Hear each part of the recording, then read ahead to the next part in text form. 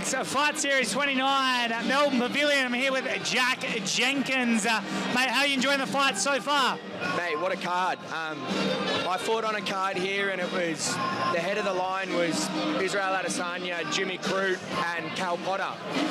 And I thought, I don't know if I'll ever see another card with that kind of talent on the local scene. And I'm standing out the back and I'm looking at like Kikembo, Haddon, Webb, Beata, you know, Mason, Alistair, our guys, Kit Campbell, John O'Micallef, and I'm going, you know, I see in maybe 3 or 4 years we're going to look back at this card and go, how the fuck did we get this much talent on a local card? So hats off to the Hex boys, well done. And also hats off to all the boys fighting tonight who are all taking hard fights.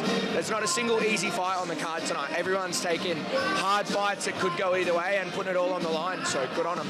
Do you feel kind of like almost like an old timer coming back in, even though it's only been just like a couple of years?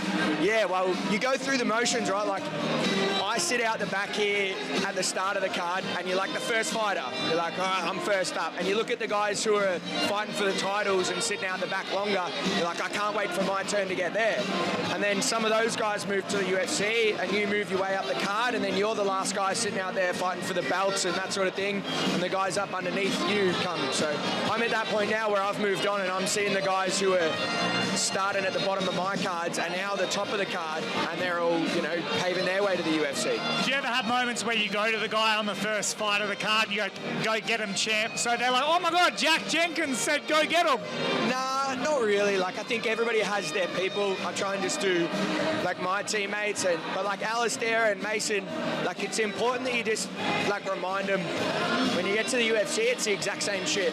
Like, if you can control the nerves and the feelings and the emotions of the fight here, you can do it in the UFC, because it's still just a cage and it's still just another dude.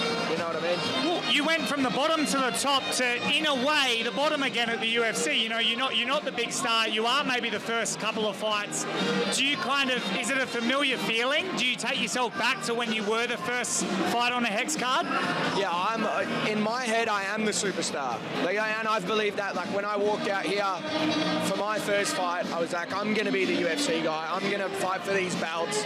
I'm going to go to world titles.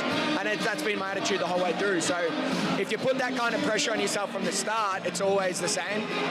So like, even in Perth, like, you were there in Perth. When I walked out, I was like, no, this is the main event. And then I think the crowd kind of reciprocates that a little bit. I definitely felt that in Perth and Sydney as well. Yeah, you're an absolute superstar, except at the post-fight press conference when the guy was sleeping. Yeah, he'd had a long day. I don't know. I'm not sure.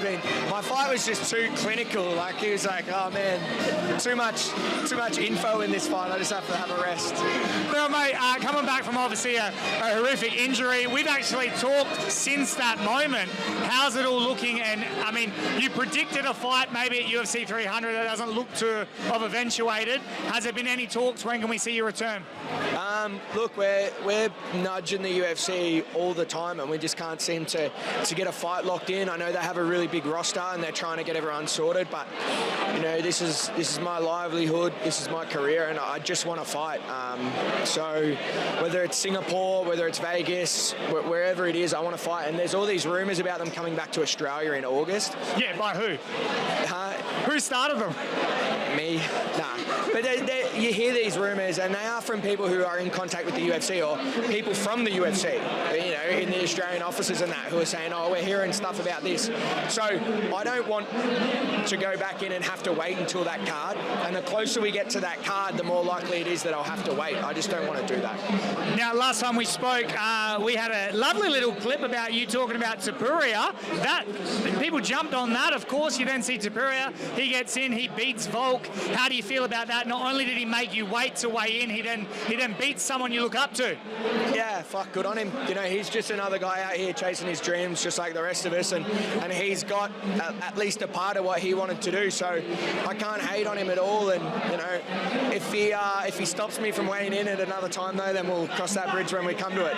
But I'm fully committed to getting into that top 15 and fucking taking the quickest route there. So top 15 by the end of the year? 100%. I reckon this next fight will get me within striking distance where I'll be able to ask for it.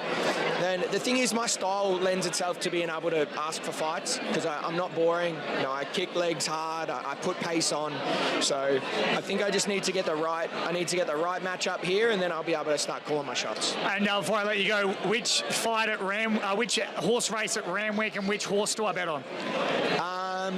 If you want to have a bet in the upcoming weeks, a little bit of a roughie, I think there's a horse called Munamek that's running in the All-Star Mile on March 16th, trained by a guy named Nick Ryan, and I think he's a really, really good chance to upset, and you should get a big, juicy prize. Well, there you have it. Gamble irresponsibly. Jack Jenkins, best of luck. Thank you very much.